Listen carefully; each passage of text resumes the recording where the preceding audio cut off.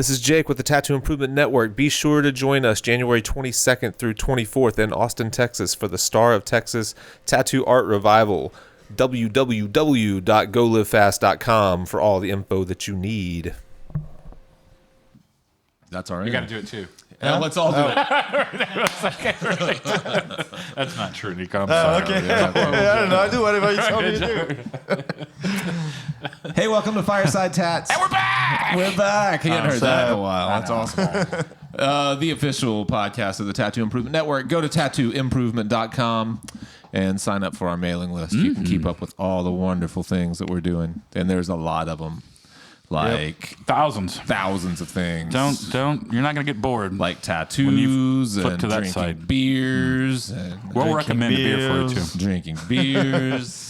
Sometimes hot chocolate. It's getting to hot chocolate weather. I was We'll about to say, it's drink getting some cold. of that. Chilly weather. All kinds of things. But do go to tattooimprovement.com, sign up for our mailing list. You can go to firesidetats.com too, and you can sign up for the mailing list there because it's the same place. Same place. Most importantly, before we introduce our guest, we want to thank Bell's Brewery. Bell's Brewery. For finally showing up in Memphis, Tennessee. I just drank your Bell's fine Brewery. product. Two It's hearted delicious. ales. You Gone drank now. all yours before we even introduced them. Yeah. Because I was talking. Can you promo the beer? Wait, I got one more sip. Thank you to Bell's. Thank you, Bells. We love you in Memphis. All right, now on to the show. It is really good. It is really good. Yeah. We have Nico Roussin with us. Nico. Nico. Just go with Nico. Yeah.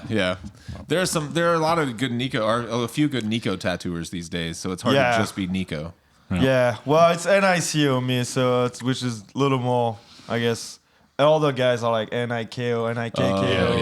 And you're NICO. I mean, it's hard to tell when you just said, but it's whatever. Yeah. I guess. There's a difference. Yeah. So Nico is originally from the south of France, Yes. but I like to say that underground art discovered Nico. I discovered it. He was much. virtually unknown in America. Working in Paris, for Christ's No, sake. look, Like that, virtually unknown in Paris. don't sell right? us short. We Right, really that's did true. a lot to help his career.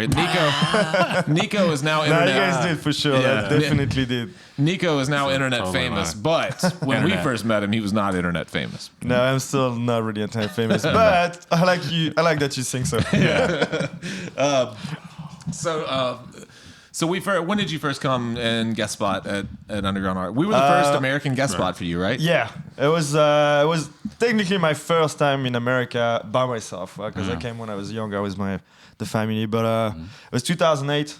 Okay. Yeah, 2008, and then keep coming back and forth a lot.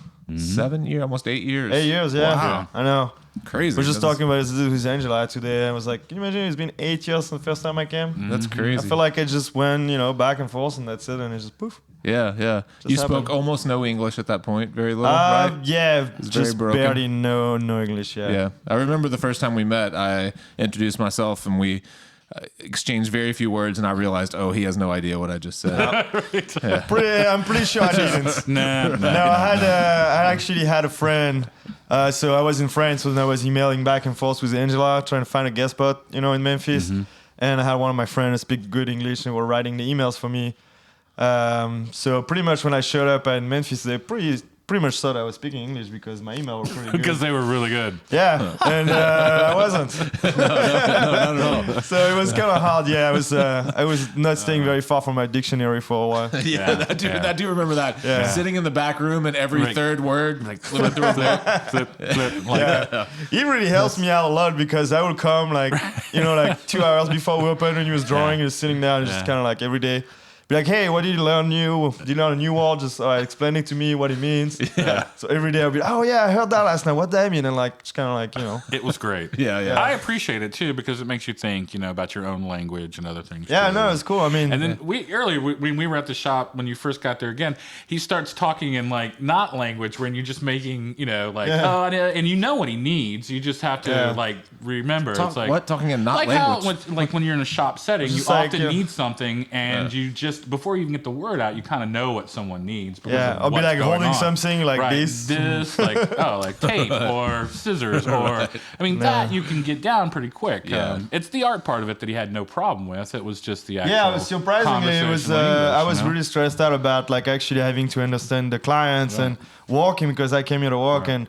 Yeah. It was actually really the one part I never actually felt that I had a really big problem because it was like the drawing, which is another part of like, you know, Yeah. Art is universal. another thing to It's express universal. yourself, I guess, Yeah. to like, you know, Right. Yeah. or just what do you want, which is pretty easy to learn. And then Yeah. they'll tell me and I was like, I don't know what this is. I don't know. Then, right. Yeah. Well, that's such an intimidating thought to me, having never traveled to another country and tried to tattoo or tried to communicate or have people communicate their ideas to me in words in a language I don't understand. That blows my mind. And you coming here, Dimitri HK, who's been coming to Underground for years, and his English is not on your level at all. Even now, he hasn't made quite the effort. He doesn't. He always. well, he only lives in France too. And I mean, right. Since I came here the first time in 2008, I spent more time now in English-speaking country than I spent in France. Oh wow. So I spent pretty much like the last 8 years speaking more English than I spoke French. So I guess, you know, it will improve that way. Yeah. Then yeah. Dimitri just stays home most of the time. He lives in France.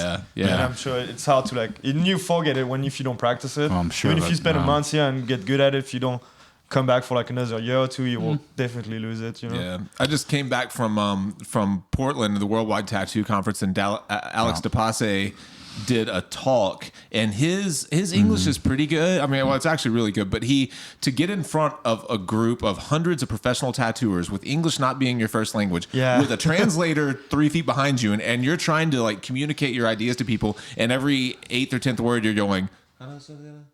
Oh, and then you come back and say what you have to say. Like, man, balls of steel to pull that off. Yeah. You know? Right. It really is. Have you ever tried to? You've never done that. I have not. I've been very, very lucky. Just the idea of standing in front of like a room full of people. like tattooers and like hundreds of tattooers and standing there and talking to them, even in my own language or in English, that like I would be terrified. Yeah. Well, when you tattoo like Alex DePasse, people are willing to sit there and wait on you to find your words. Yeah, You know, right. like, Yeah, that's definitely it's pretty good. So a little bit, and you jump. I'm not trying to control this conversation. You're not. I love it. This is perfect. You jump in if you have any questions. Questions. This beer. I was going to say that sometimes, just being able to talk on paper, I say it all the time. It's like once you see something on, drawn out, it's a universal language at that point. Pretty and they much. can tell you, oh, not this, yes, this, too big, too small. It's simple after that, No, that was the easy part of like the learning. Yeah. Was talking to the client or just being able to communicate visually was the easy part. What do you mean? Yeah, like it was the walking part. Like when I was at the shop, like tattooing and like being with all my clients, I never really struggled. Being like, it was really hard. This is because I was here for like a couple months at a time. It was really like being social, It's like when you're around a group of people and like everyone's talking and everyone, no one really taking the time to like, really stop and like trying, Right. Because they're not talking to you. Right. Yeah, well, but like talking after about a while, you. they don't talk to you anymore because they're like, this guy obviously doesn't understand what's going on. So, and it's the worst because when you start saying something, then everyone just stop and stare and look at you and be like, he's gonna say something, like a puppy that's doing a trick, and you're like, yeah, You did it. you did it. I thought everyone just considered you like the intellectual, like he doesn't talk a lot because he's very No, that's not true. strong and silent. Strong, silent type. It's like now I felt like I guess I haven't been for a while and I'm like talking, everyone hears out, but I'm like I just talk a lot, but I just when I used to be, I wasn't talking because I didn't know how to talk. No. Yeah. So you went, just to give people a background if they don't know, you were tattooing in France for how long before you came here? I started tattooing in 2000, so 8 years. Okay. Yeah. So you've been tattooing 8 years. You started traveling, and you traveled like a madman for a while, right? Yeah, like for you had about no home since 2008 till what would I 2015? Since like the last past 3 years, I've been set all night in Las Vegas.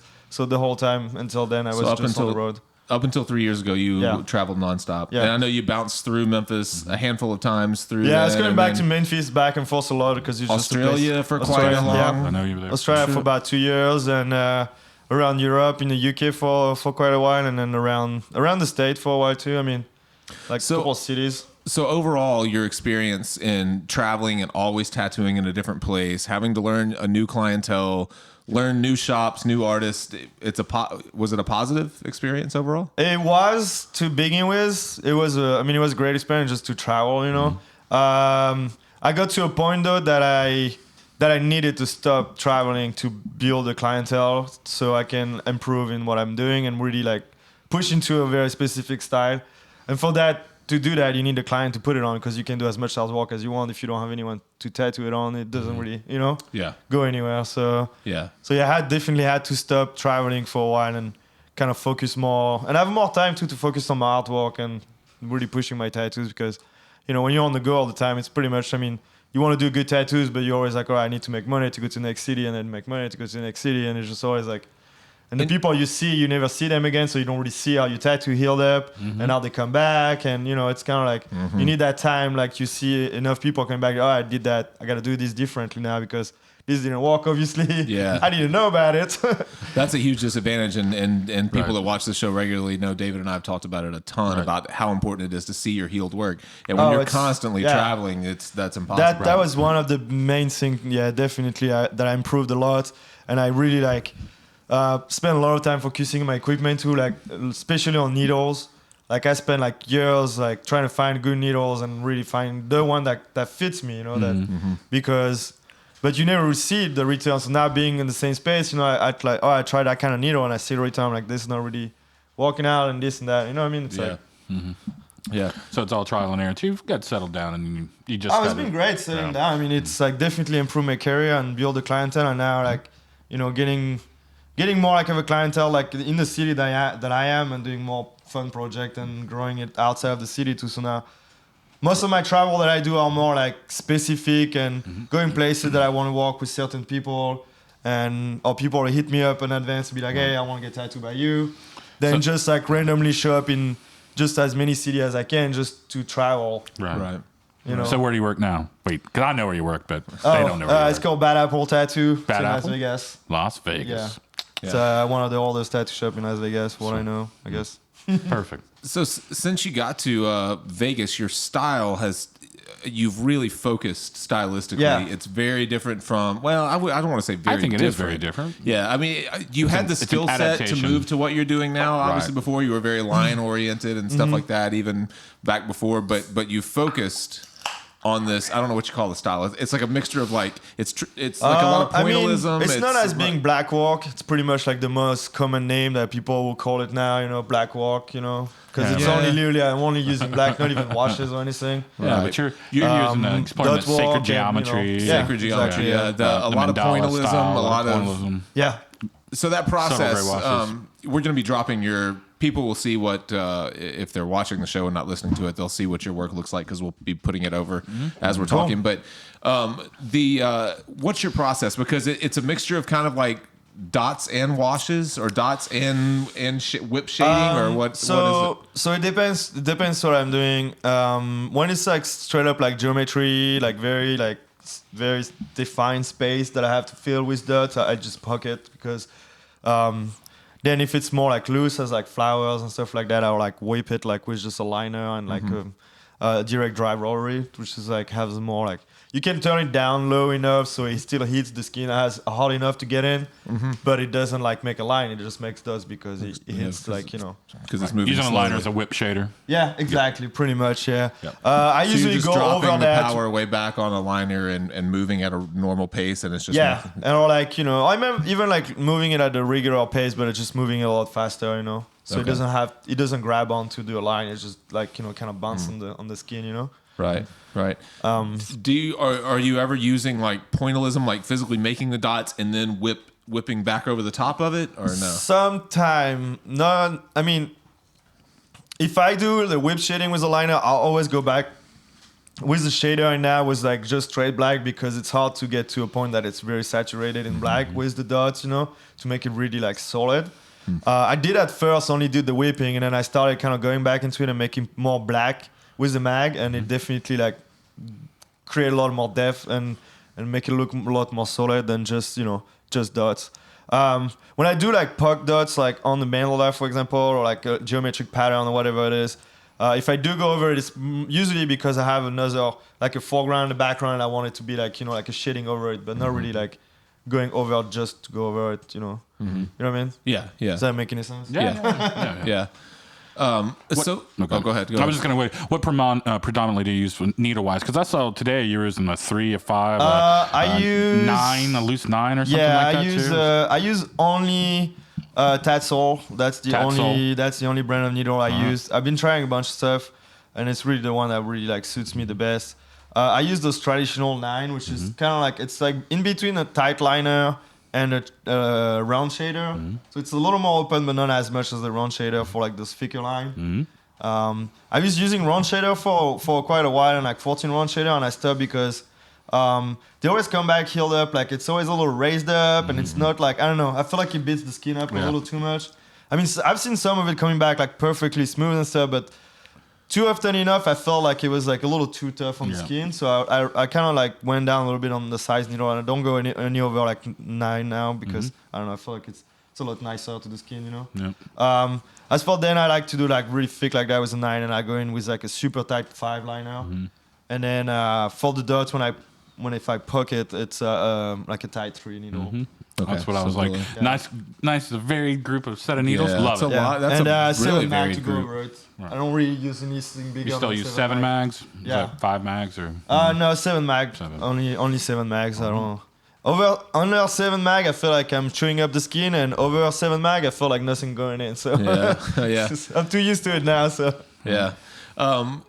I feel the same way. I've been since I've been using cartridges, I've tried more needle configurations in the last couple of years than I ever thought I would try. Like if they make it, I've probably tried it at this point just because I want to try. Yeah, those are really good. I mean, I tried a T-Tech. Yeah, those are Canadian brand, and the groupings are great. I use them a lot. I like them. I had the whole setup, with like they can actually make it run on the coil machine. I stopped using it because I don't think it's meant to work on a coil machine. It's too much. It's too much work between your bar and your needle. Yeah. It's got too much going on that. Yep. You'll run like a regular liner, or say at like 5 volt. I have to push it to like 8 or 9 volt to get it going, just to barely get it going. Yeah. So pretty much to like whole has, you will have to go like to like 10 volt, which I don't like to go that far. Right. There are too many variables between the armature bar and exactly. It's not just cartridge. one needle in like a straight, like.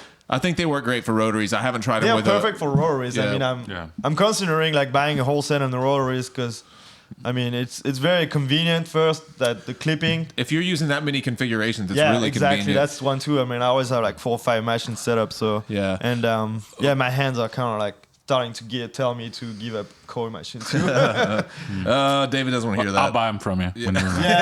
No, they're not for sale. Oh no, that's weird. But I was going to agree with you on the big round shaders. I've been trying to get used to using like the big 11, 14 round shaders, and I've been using them some to shade or to get into tighter areas, but I tried to use them for a little while to do my heaviest lines, to kind of like scumble lines up.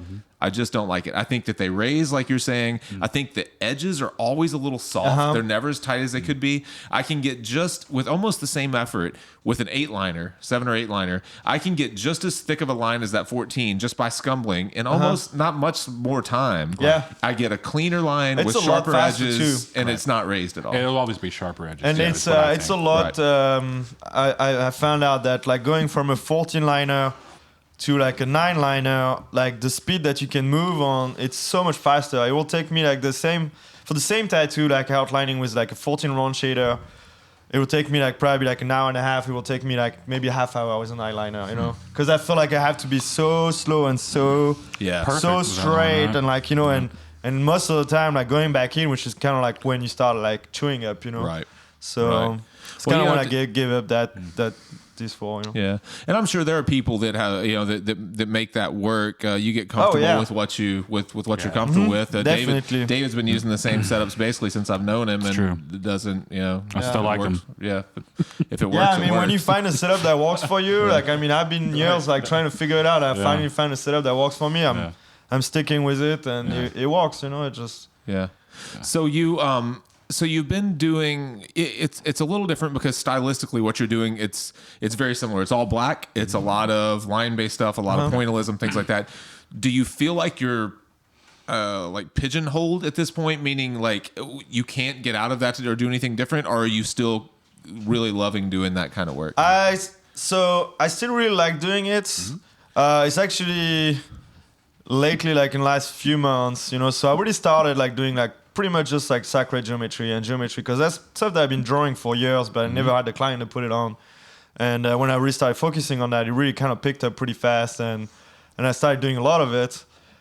Too much of it, as a matter of fact. I'm not complaining to be too busy. I mean, walk is walk, you know what I mean? It's like I'll still tattoo that every day, and I'm really happy with it, but I'll definitely get to a point when I'm doing like this one every day. I'm kind of like, well, I want to do something. I just fall, you know, because so I'm definitely trying to move different direction now to doing more like traditional like drawing, and actually going more to like, I won't say like traditional tattoos, like as like, I mean, I can have traditional tattoos, but more like drawing tattoo, you know, and kind of still using the same technique to shade and you know, kind of see if you can push the boundaries of it a little exactly, bit. like getting something a little different to it, and neo-traditional. That's what I would and make it look more like, you know, getting somewhere a little closer than being more my own stuff than because I mean it's true, you know, it's a very popular thing at the moment, and a lot of many people are doing it, and I mean it's great because we're all busy and you know, but. Well, definitely trying to do something a little more specific that is more my own, and I really enjoy doing it, you know? Yeah.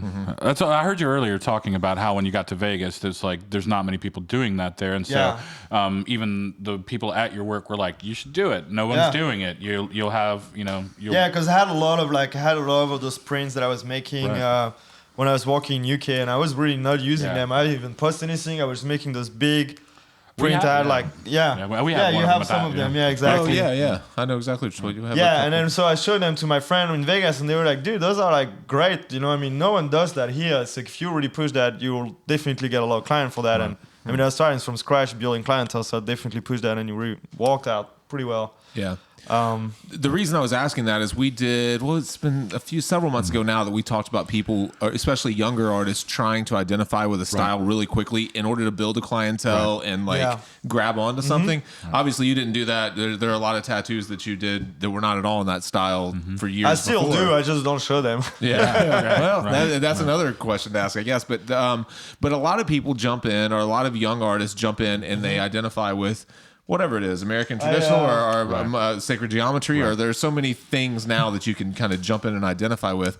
And, it is, it's very true. Yeah, and I just wondered how you, like, now that you're identified with a style, because one thing that I think is kind of funny, now David's very identified with detail, with ticky. If you want something very ticky and tight and clean and illustration-based stuff, but there's a trillion variations within that. So you can look at David's tattoos and tell that he did them, but it's not like the same subject matter. I see what you mean. Yeah. So that's why I was wondering if I'm definitely in the same little circle of the same ideas and very similar thing, and you know, I mean, for now, I still really enjoy doing it, and I mean, every time I draw something, I know it's almost like the same drawing that I did a little before, but I'm trying to change it a little bit and improve just that one thing, and eventually, you know, kind of move on from that. But it is a style that is very, like, you know, you cannot turn around the same subject matter the whole time. I mean, you know, it's like I do a lot of flower on snake, that's for sure. Yeah, a lot of flowers. A lot of flowers. Yeah. I mean, I enjoy doing them. I just started doing them a lot lately, and I'm enjoying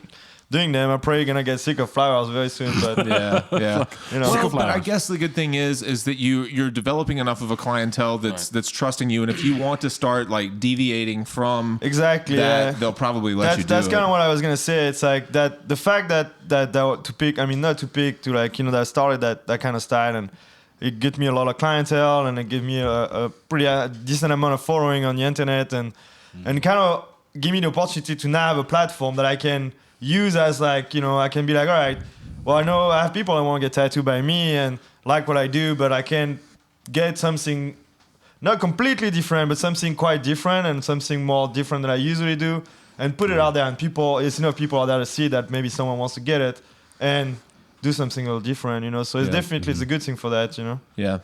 Talk for a minute about tattooing in Las Vegas as opposed to like tattooing in Memphis. What is it like? Is it? Do you have a lot of? Is it mostly people that are flying in from other places? Is there a big local clientele? It's half and a half, I think. I mean, we have a lot of local clientele because we definitely we're far from the strip. We're in Las Vegas, not anywhere in the tourist area. You actually have to find the shop. It's not like anywhere you can just drive by and be like, oh, it's a tattoo shop.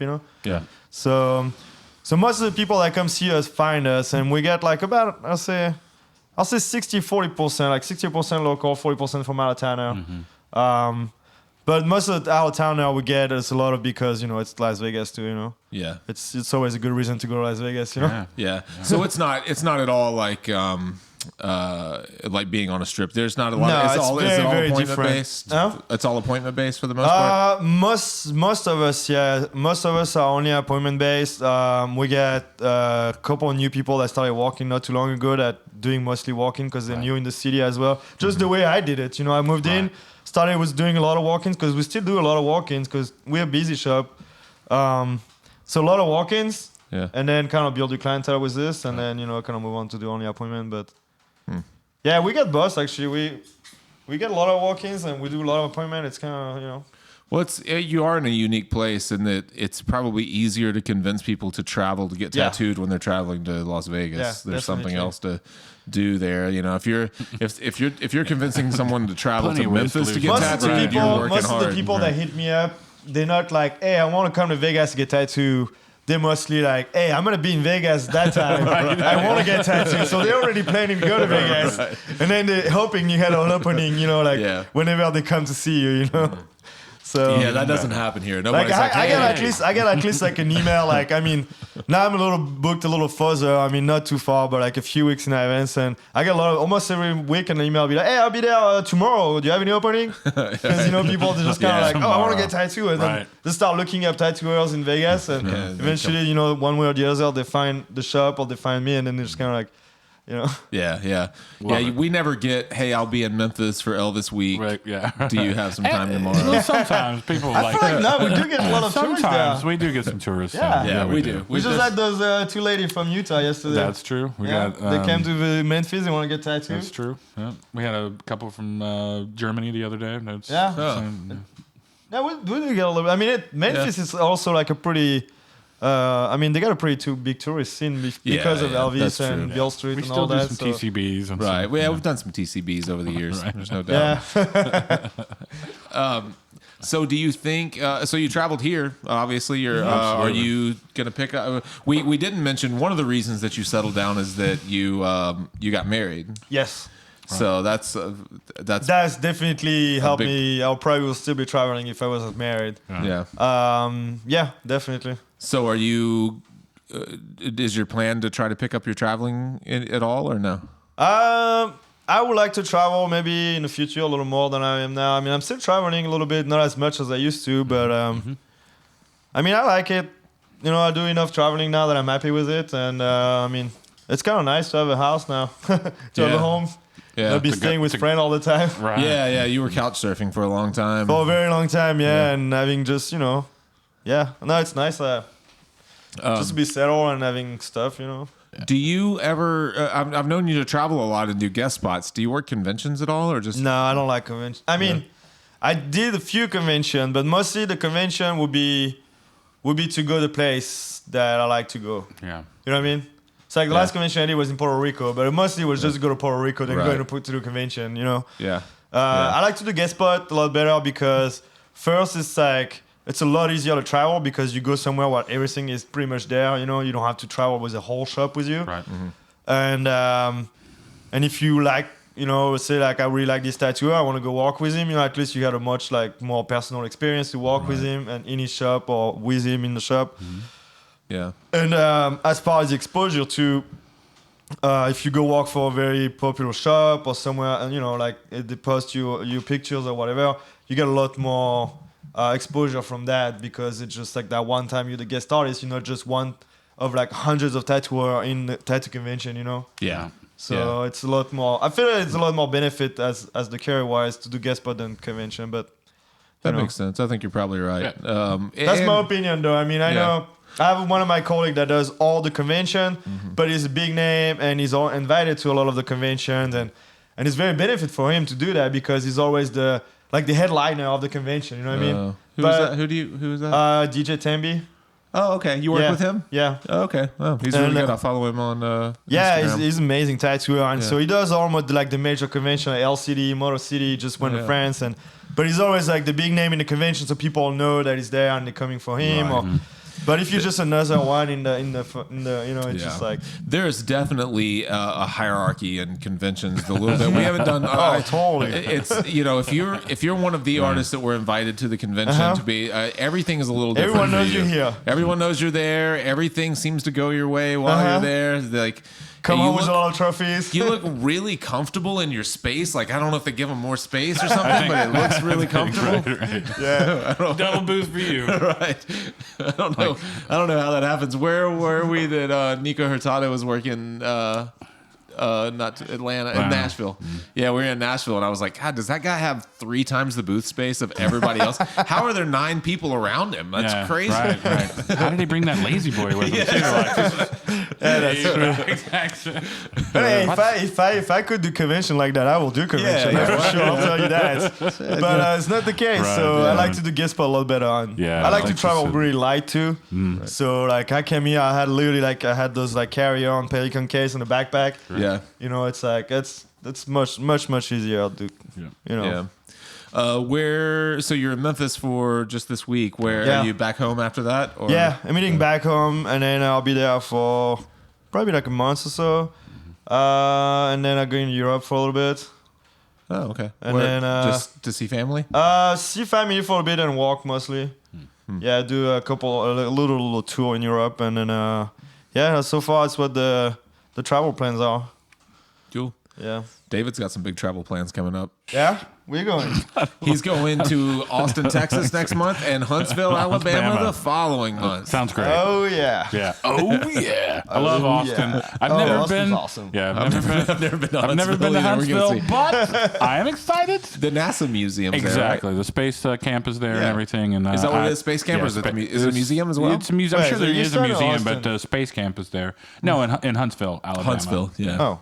So we're helping a super cool group of guys do their first convention called Space City in Huntsville, and this will be our first promo for it, actually. Space City. And they're trying to singing get it. Sorry, really guys. good artists there. So if you want to jump in the convention bandwagon, When is it? February 17th, 18th, 19th, I something will like be that. in Europe. Well, Wow. Sorry. okay. All right. I'll be All in right. Europe probably until February 20th, something like that. Okay. All right. So Well, if you're in maybe Europe, I just made check out that the Nico. days up. It's sometime in February. Yeah. I'll let you Just know. make some days up. I don't know. Well, I mean, hey, I'll definitely come and make it. I'll cancel my trip to Europe. That sounds really fun. This is really good. NASA. NASA, okay. Yeah. I'll definitely. Right. Right. Space, should be- man. it Going my wife to right now, be like, babe, we're not going to Europe. We're going to Alabama. We're going to Alabama Alabama. instead. She is gonna love that. If you would video that conversation, that'd be awesome. Yeah, please, if you could just vine that to us or something. Yeah, Because you exactly. only need 6 I seconds. can I'm FaceTime telling if you man. want. Hey, Right. big Hey, news. Hey, big news. Alabama. Guess what? Sorry. Forget Amsterdam. No, I'm sure. Nah, it'll be fun though. How is your wife? She's doing okay? She's doing great. Yeah, she's doing great.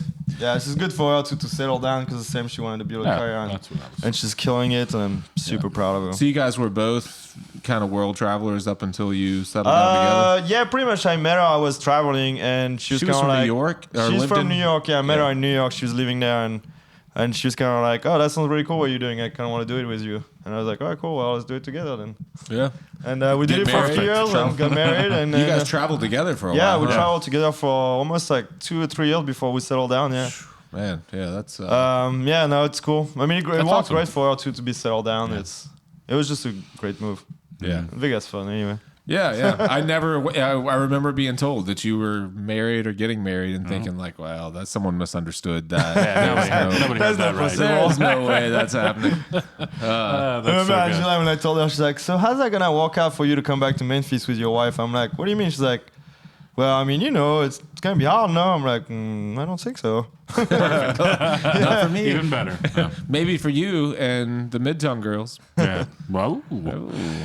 Well, see, now that you've gotten into this new style and stuff like that, I remember when you first came to Memphis and stuff. I mean, we're talking about you were still doing graffiti, or you just gotten out of doing a lot of tagging and stuff like that. Yeah, that's pretty much how I got into tattooing. Right into it. And so we often talk about like how people get into tattooing, and yours was like a very different kind of Graffiti is really transferable, huh? Yeah, that's what I'm asking him. It's yeah. I've seen your tags, and I've seen a lot of the work you've done with that, and then seen the direct translation. Well, it was kind of like I mean, it's like as a craft, tattooing or graffiti or painting, or it's like you're doing some artwork and like doing some artwork. It's a different tool and stuff. Different tools. But did you think it helped you? That kind of being a visual artist, and then now you're different. It's a different hands-on. It's not. I don't know if it really helps me. Yeah.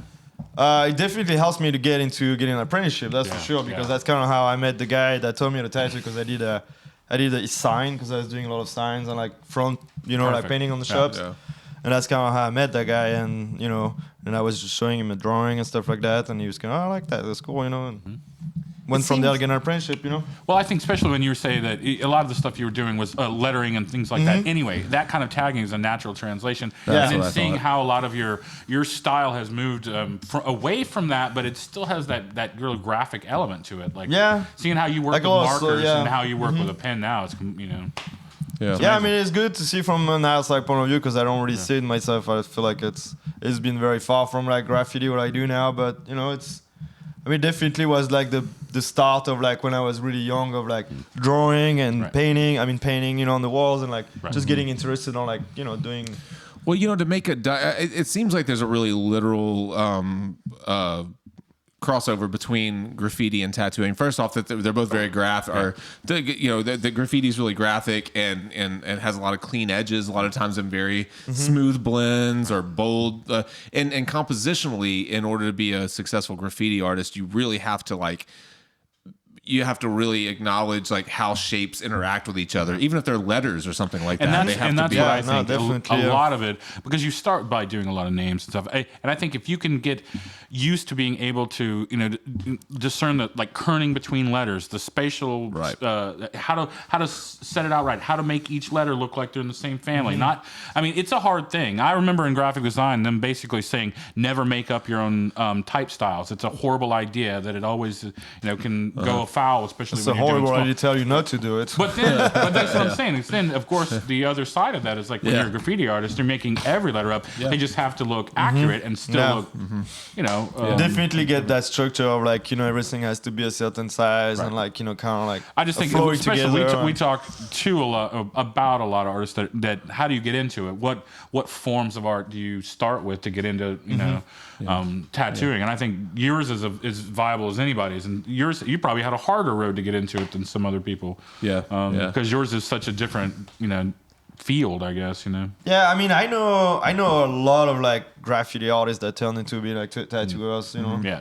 Like especially like all the people around my age, that was doing a lot of graffiti back where I'm from. A lot of them end up being tattooers. Perfect. Down the road. That's what I wanted to hear. And some of the best like imaginative painters and stuff like that have started as not that graffiti art is a starting point. Some people spend their whole careers doing that, and it's awesome. But like you think of like Greg Simpkins, some of these guys that started as graffiti artists that now you look at their painting, at their oil or acrylic painting, and you're like, holy shit, man! They're like, it's really a great foundation to learn like this structure of good drawing or good composition or good value, color, everything. Yeah, definitely. Yeah. I hadn't even thought about that. I'm glad you brought it up, David. Well, just because I remember he used to tag everything Ralph, and it was a that's the little kid from in The Simpsons. So good. Oh shit! What else? Have we said it all? I don't know. I mean, you want to say anything else, Nico? I don't know. I mean, I think yeah, it's cool. We just appreciate you coming, back to Memphis, of course. Love seeing your work develop. Thank you. It really has been interesting to me too to see how you've developed, and not that I think I like the work that you're doing now. I like the work that you were doing before. I've got a big piece of yours on my leg that I think is really cool. And I love that tattoo. yeah, I do too. I mean, I like it, but it's so far. I like it a lot. I like it probably more now that Because you've it's moved like, away this is from like- it. So- Right. He'll never do anything like that again. Yeah, because exactly. You're probably not going to do many tattoos like that. First off, it has color in it. Yeah, true that. So I've enjoyed watching it evolve, and I wanted to do this podcast even before I knew you were coming. When I started to see your posts that were all so similar, that's something that's always been kind of in my mind since tattoos have become so popular and styles have become so popular, and people like grab onto like both tattooers and clients grab onto a certain style, and they just love a style so much. And David and I have talked about it in so many podcasts now, and I was like, man, Nico will be such a good person to talk to about like identifying with a certain style and the pros and cons of it. Well, yeah, and I mean the thing too is that now it's so much to see, like especially with Instagram and Facebook, and like it's so much tattooers. I mean, it's so easy to access. You'll see like hundreds of pictures, hundreds of different tattooers. So I feel like it's almost like you kind of have to like have like something that grabs on, like when you see it right away. And even it's just not so much the tattoo, but just the way you edit your picture, the watermark you put on it. It's just almost like a branding, you know. It is. But it's unfortunate. I hated it to begin with, but I'm like, you know, it's kind of the game what the game became in the tattoo industry, and you kind of have to do it because otherwise you just kind of like, you know.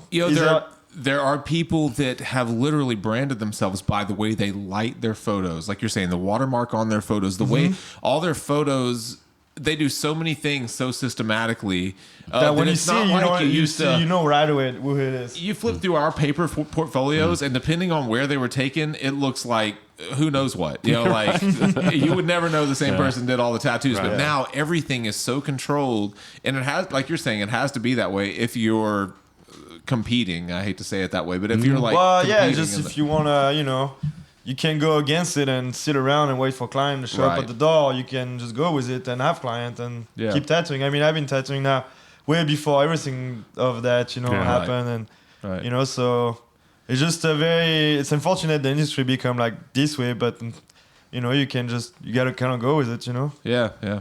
And along those lines, I don't know if you know this, but you introduced me to Instagram. Yeah, I didn't know. I had Instagram. I thought it was just a way to edit pictures, like for yourself. I didn't know it was I didn't have any social media at that point. I didn't know Facebook. I didn't know. I knew what they were, but I had never used any of them. And you're like, no, you can like keep up with me on Instagram. And I'm flipping through. I thought it was a photo editor. Right. And I thought so for a long time. Actually, I had a friend who did the same thing with me. It was probably just before I seen you, because I haven't been on Instagram for very long, so it has to be like just before last time I've seen you. Yeah, maybe so. And one of my friends I was working with in Sweden, and he was just like, dude, it's awesome. It's just like, you know, it's like opening a brand new tattoo magazine every day, you know? Yeah, right. It is. And I was like, oh wow, that's so I started getting into it, and then I started working with people, like the people that I work with now, they use mainly only, even the tattoo shop that I'm working at doesn't have a website, it's all Instagram. And so we get most, like 95% of our clients that comes from Instagram. So that's why when I started walking in Las Vegas, I really started pushing it. And, you know. Yeah. The world has changed. There's no doubt about that. The industry have changed a lot, and not that I really like it, but you know, that's the way it is, you know. Yeah, You love it. Yeah. You know, maybe I like it a little bit. Right, damn right. So, I mean, I think it also it separates some of the cream. Well, from the crop too, you know? And I feel like if I would have stayed where I'm from, and you know, I would have had a clientele when all that happened, I would have probably just been like, hey, I don't need it. I have like, you know, ton of clients. I don't need to go fish for more clients. Right. But the fact that always be on the go, I always had to be fishing for clients. And that's why I find them now. So well, that's a perfect that's fishing for style, fishing for that's a good example. You were bouncing around, and Instagram was a great tool for you. David has more tattoos than he wants to do, and doesn't have any online presence a little busier than I am, because he took the opposite road though. He stayed in a town at the same station when he's just become the guy in this city to come to for what he does. And he doesn't need to have an Instagram. It doesn't matter. He doesn't even need to take a picture of his tattoos. Trust me, if I was like that, if I was stayed where I'm from, if I was still be in Paris, I would have, hopefully a lot of clients. I would of not course you was would. always that. Yeah. But Man, you should go through the Fireside Tats emails at some point and see how many people want to look at a tattoo that David did. So many people are like, I love David on the show. I'm gonna stop I can't find thinking any of his work. I from can't him. find any of his tattoos. That'll I'm like, change. he doesn't actually tattoo. He just talks. Yeah. I just talk. I don't even tattoo. Who knows? You probably have like so many Lifetime fans out there. I've been following you guys since the start. Never seen a tattoo from David. I don't work. Let's talk But about it just goes to show. I mean, it's nice to know that there are still, because it has changed so much. It's nice to know that still exists. It's Oh, true. definitely, And I yeah. love, And I respect that a lot. I mean, that's why we like having guest artists too. Is it always brings in a new life, new blood, new ideas, and that's why we appreciate it too. It's always as good for us, hopefully, as it is for you. Yeah. I mean, I love being here. I mean, it's definitely, I haven't been here in a while, but being back now, I realize how much I love that city. And it's like, I want to be back more often. It's a good city. It's a great city. Well, so much things, so much, yeah. There's always a spot to podcast when you come here. Yeah. We'll that's think of awesome. something to talk about. Yeah. Maybe something French next time. Yeah, I'll bring probably you. not. Well, I don't know if I can bring another French guy because they're kind of far from here, but No, you Yeah. don't have to bring another French. Oh, we should plan a Dimitri Nico. Good luck with that. Yeah. Might Yeah. be tough, huh? Yeah. I'll love to meet him. I still haven't met him. It's funny. Yeah, that's we crazy. talked and Yeah. we're like, I was like, he's like, hey, sure. When He you're in loved Paris, your come. portfolio. We come talked to him about your portfolio. yeah, he's like, He's come seen see it. me when Yeah. you're in Paris, but he lives far outside of Paris, and it's always like, Yeah. like if I'm going to Paris, I'm decide to go see him, say hi, just to say hi, to have a drink. It would be like a whole day affair, Really? Oh yeah, it's like it's a few hours away, but the time to go there, and then from the train station to go to his shop. I mean, it's just a whole thing. It will take you at least a whole day, and I'm usually there for a few days at a time. So So that's hard to do. Yeah. Everybody, do go to go to social media, Instagram. Tattoo Improvement is actually on Instagram, but we even talked about that very much. So Scott is killing it with Tattoo Killing it. Improvement on Instagram. He really is, and we've got. He's always keeping up with people that we interview, and now that we've done this interview, you'll start seeing Nico's photos pop up from time to time, and everyone else that we've talked to. Facebook, you can follow us there. We post all of our episodes. We are traveling all the time, so we might be coming to a town near you. David, we're going to grab him by the ponytail and drag him with us. Oh, sounds great, doesn't it? I'd great if you guys come to do one at the shop. That'd in be Vegas. awesome. I'd love to Yeah. come to Vegas. That'd be Yeah, great. if you guys come to Vegas, I'm sure the guys at the shop be down to do something in maybe inside the shop. Or something. It'll be we right. could do, we should plan for that. David would probably come to Vegas. That's the trick. I have never been to Vegas. Well, then you need to I was, go. yeah. I mean, I was there with my it's- son once, so I haven't ever been either. Well, yeah. So That's not a let's bad do it. idea. I just want to go in the middle of the summer because it's. Don't do that. No. I probably won't be there anyway. Well, I'm not going there in the summer, but I would love to come to Vegas sometime. Yeah, Check Let's the do show it. out. Celine Dion's there, like. Yeah, know, Celine Dion's there. Probably Rod Blue Stewart. Man, Blue Man Group. Blue Are they Man still Group. there? Yeah. I think Penn and Teller. I would go see Penn and Teller there. Teller. Yeah. I'm joking about the other ones, but I would love to go Yeah, see. no. Anything else going on in Vegas right now? No, I mean all the same shows. It's been the same shows again and again for years. Since I've been there, it's been always the same shows. Don't really get anything new, but I haven't seen really any of them anyway. So Oh, okay. yeah. All right, everybody. Thank you. Thank you, Nico. Thanks, Nico, for being Yeah, here. thanks guys. Yeah, Like it us. was awesome. 2 Like thumbs us. up. Thumb us up on everything. Say hello. Tweet us. Tweets.